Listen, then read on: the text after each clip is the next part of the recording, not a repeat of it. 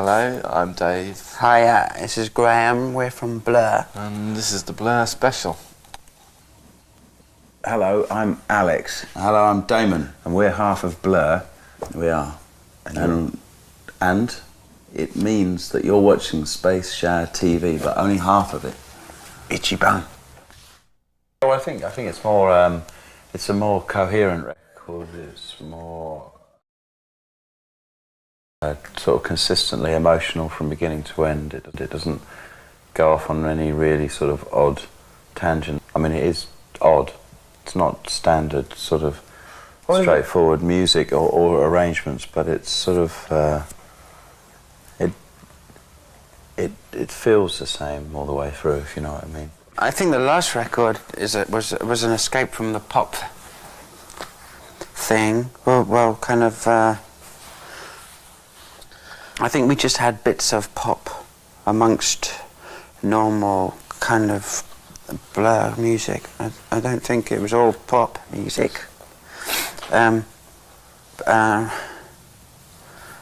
but I don't think pop music is necessarily the only thing that is commercially successful or musically successful, definitely, now anyway.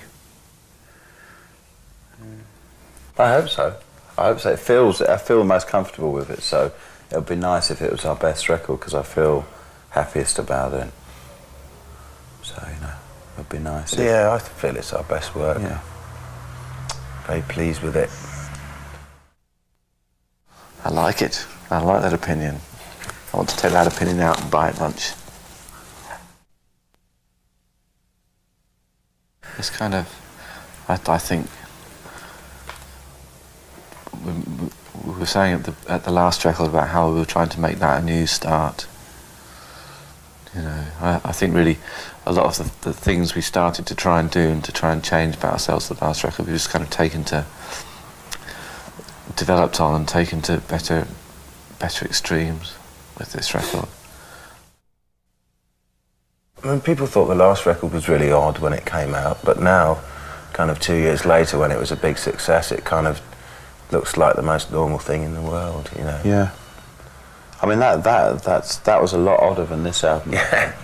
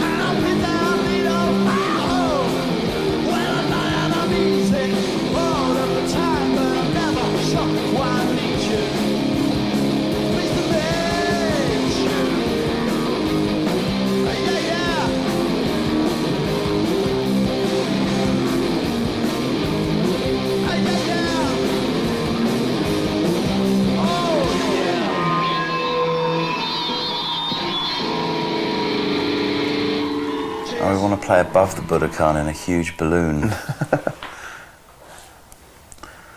be great if we could just lift the Budokan with a huge Zeppelin kind of balloon and just fly it over Tokyo, with flashing lights on the bottom of it, and project the gig across the whole of Tokyo.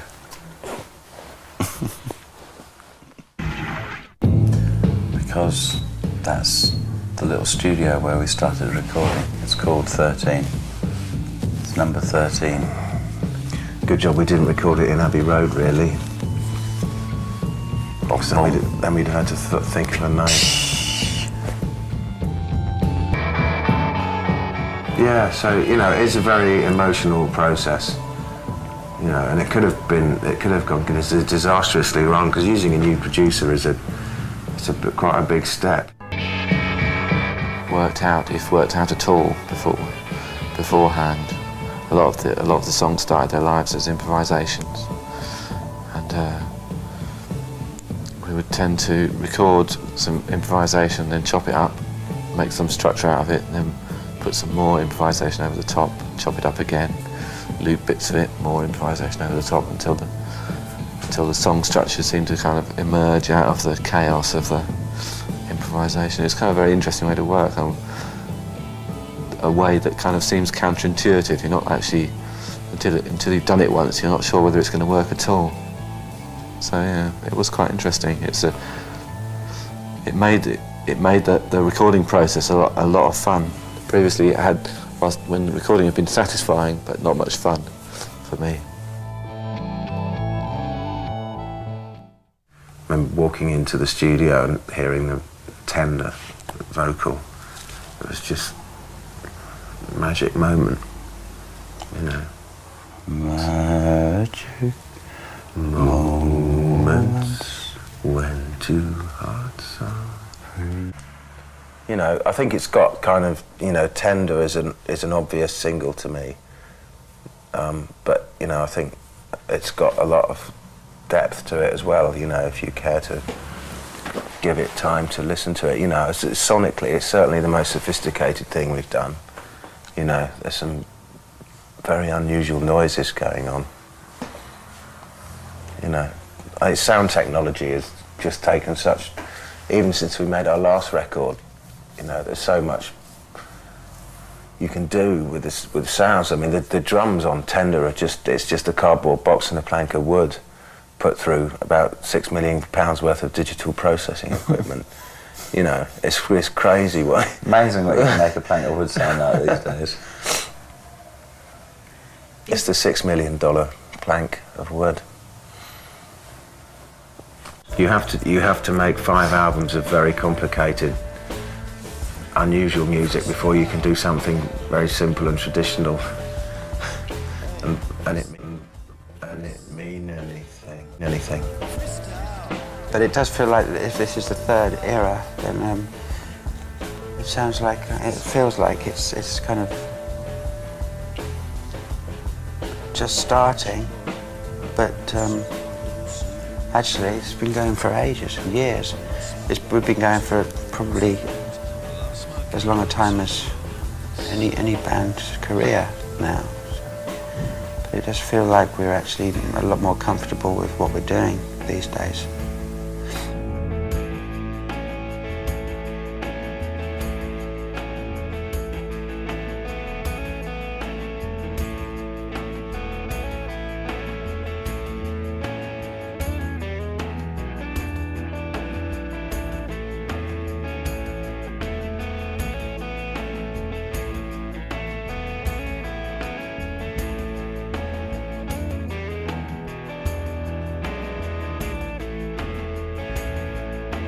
Tender is the night.